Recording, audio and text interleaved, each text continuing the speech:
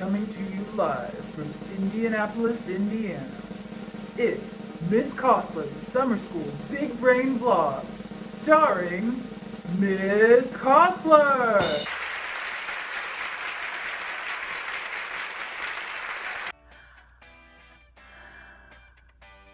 Hello and welcome to Miss Cosler's Summer School Big Brain Vlog. I, for those of you who don't know me, am Miss Cosler.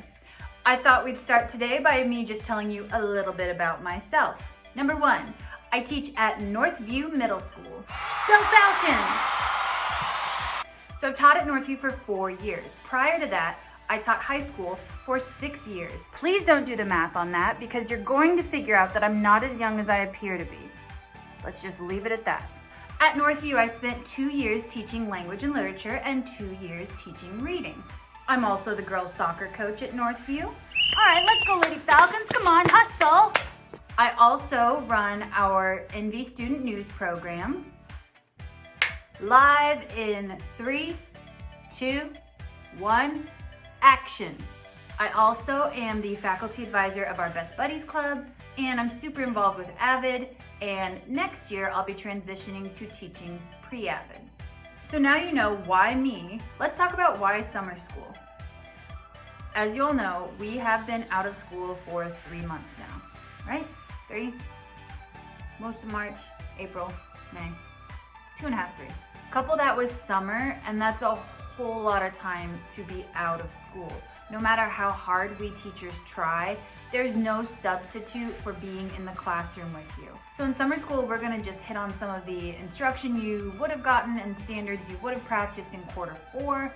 And we're just reviewing and keeping your brain fresh so that you don't end up like this. That's just what I'd expect you to say. Dumb people are always blissfully unaware of how dumb they really are.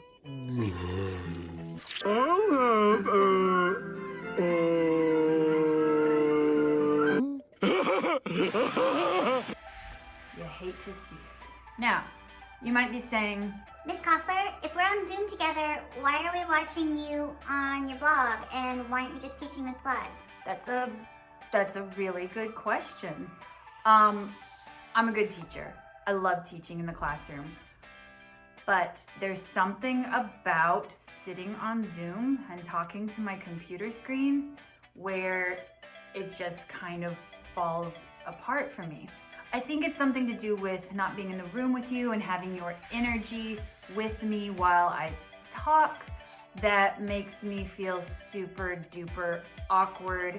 Also, I don't have like a whiteboard or PowerPoint screen or anything.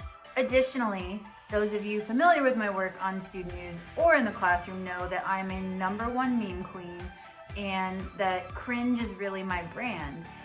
So going on Zoom just doesn't cut it for me.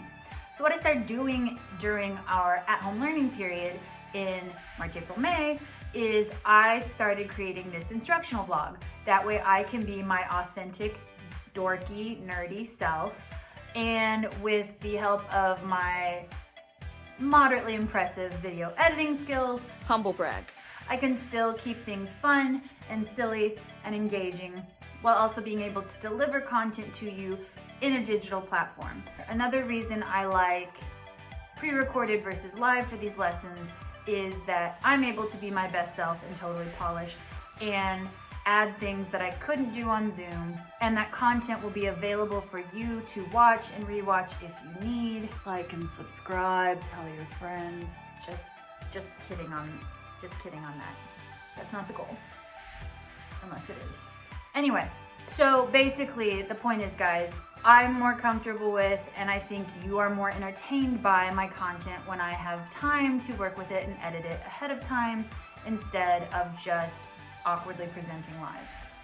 In 1930, the Republican-controlled House of Representatives, in an effort to alleviate the effects of the, anyone? The Great Depression, passed the, anyone?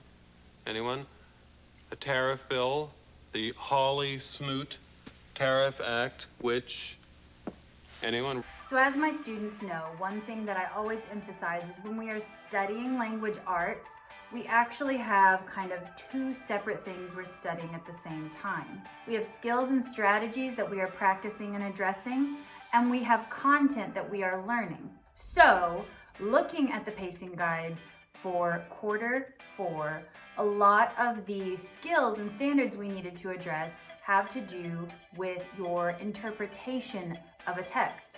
So our summer school is going to be a little bit more reading based. And the way that I decided to structure it is just making an essential question we're going to address each week.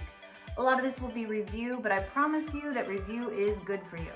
So the first week we're going to be looking at the question, what is the text about? And we're looking at all concepts related to central idea. So subject or topic, main idea, theme, things like that. For week 2, we're going to address the question, why was the text written? We're really going to hone in on author's purpose. Week 3's essential question is, how was the text written? Where we're really going to hone in on text structure and organization. And week 4 is where we're going to dig into who is writing the text, where we dig into point of view and author's perspective, which my students from last semester know is low-key one of my favorite areas of exploration. Content-wise, you are coming to me from 3 different middle schools. At each middle school, there are 2 different Lang and Lit teachers. So while we have a standard curriculum, you all are coming to me with 6 different perspectives.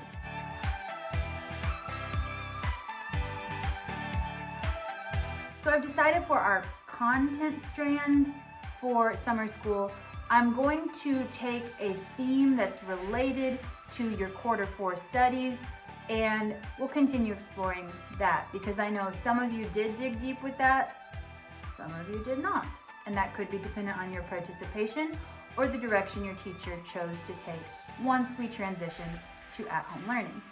For Lang and Lit 6, we're going to explore the ideas of disaster and survival. How does facing unforeseen obstacles impact us individually and as a society?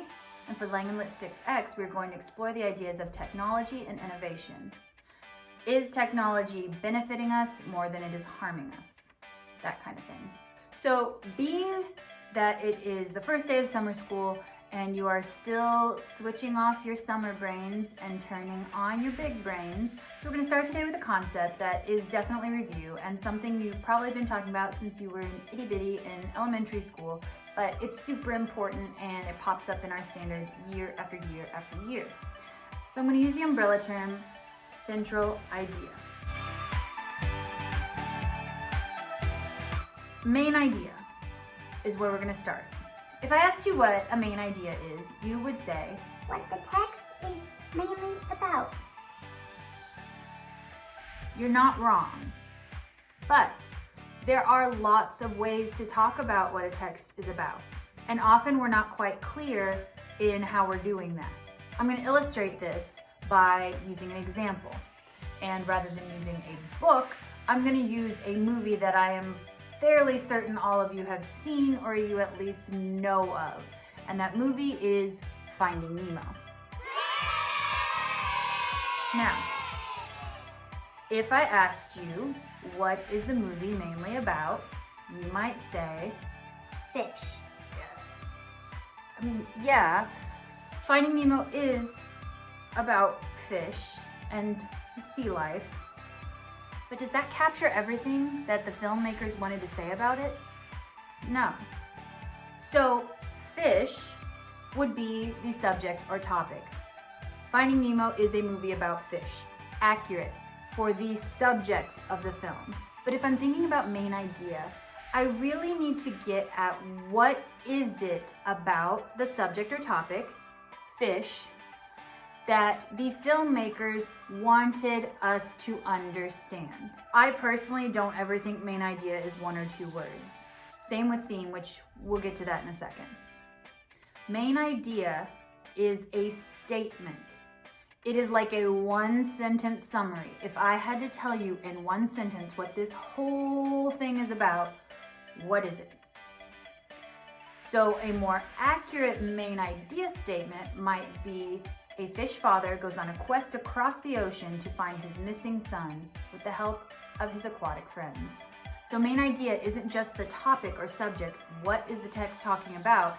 It's what is the text telling us? What is the author's message about that topic? Theme. I know you guys have done theme over and over again, and yet we still struggle. Theme, we know the definition is that it is the message, moral, or life lesson of a text.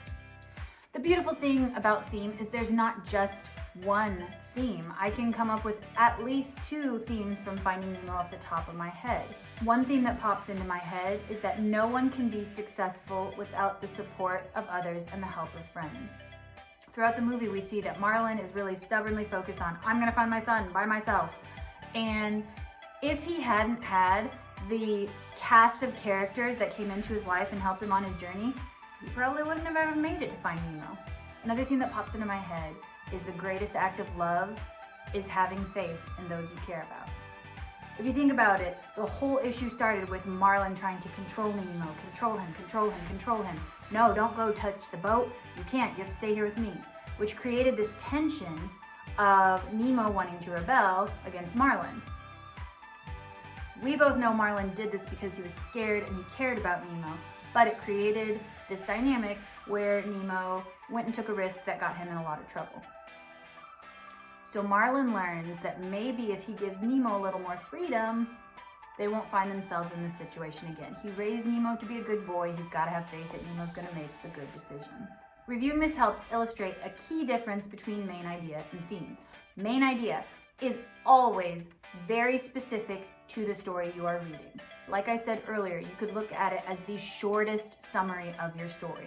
What is your story about? Whereas theme is never specifically about your story. Theme is that bigger picture idea you could pull from your story, but it could be applied to dozens or even hundreds of stories. There are so many stories that deal with themes that relate to the power of friendship and love and trust and faith that tie into those themes that I mentioned earlier for Finding Nemo. A theme is universal. Main idea is story specific. So they're both similar in that they get at the heart and the central idea of the story, but like I said, main idea is specific to your story that you are reading, whereas theme could be related to any story. Another key difference is which types of texts do we find these in. All texts, whether fiction, nonfiction, informational, literary, all texts have a subject and topic and a main idea. Now, which texts have a theme? Not all of them. I bet you didn't read that chapter in your science book this year and go, The theme of the food chain is that we all must make sacrifices so that others can survive, just as others have made sacrifices so that we can survive. you can't, because themes don't belong to informational texts. Themes belong to literature.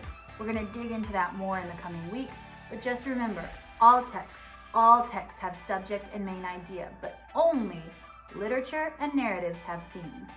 So, to practice this, I'm going to turn it over to live Miss Cosler, and we're going to do an activity where you guys brainstorm something similar to show that you understand the difference between subject and topic, main idea, and theme. So get your brains thinking, which Pixar or other movie do you want to tackle? Peace out!